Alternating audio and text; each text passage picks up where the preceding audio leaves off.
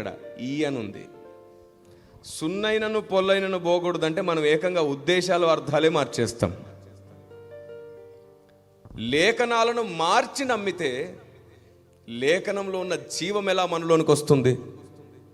సాతాను పకపక నవ్వుకుంటున్నాడు వాడు. బైబిల్లో అక్కడ పేతురు నీ బండ అని లేదు, పేతురు ఈ బండ మీద నా సంఘమును కడతానన్నాడు. వాస్తవానికి పేతురు అనే మాటకు అర్థం బండ కాదు. కేఫా అంటే అర్థం ఏమిటంట? రాయి. ఎప్పుడైనా మీరు రైస్ తినేటప్పుడు అమ్మ నోట్లోకి బండొచ్చింది అన్నారా? ఏమొచ్చింది అన్నారు? ఎందుకంటే ఇంత ఉంటుంది రాయి, లేదా ఇంత ఉంటుంది రాయి. బండ. ఇప్పుడు చెప్పండి, పేతురు అనే మాటకు అర్థం రాయియా బండనా? మరి యేసుప్రభు రాయి మీద కడతానన్నాడా, బండ మీద కడతానన్నాడా?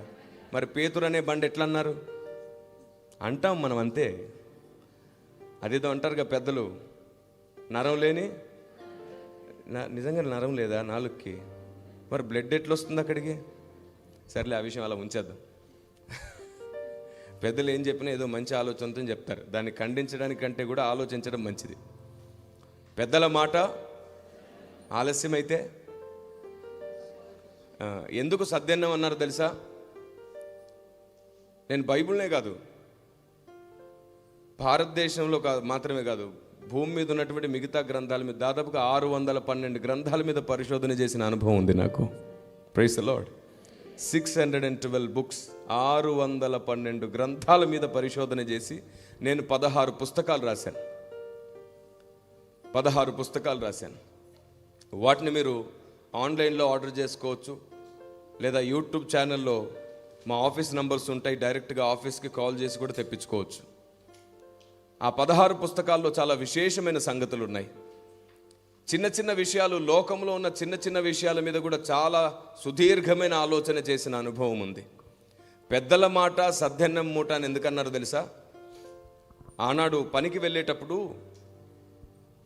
సద్దన్నంని టిఫిన్ కట్టుకొని వెళ్ళేవాళ్ళు కదా. ఎండ రాకముందే ఒక పూట పని చేసేవాళ్ళు. ఎండ రాకమునిపే పని చేసేసి ఎండ రాకమునిపే తినేసేవాళ్ళు. మధ్యాహ్నం భోజనం వాళ్ళు 10 గంటలకే అయిపోయేది. మళ్ళీ ఒక గంట గ్యాప్ ఇచ్చి మళ్ళీ పని చేసేవాళ్ళు. సద్యాన్నం 12 గంటల వరకు ఉంచితే ఏమైంది?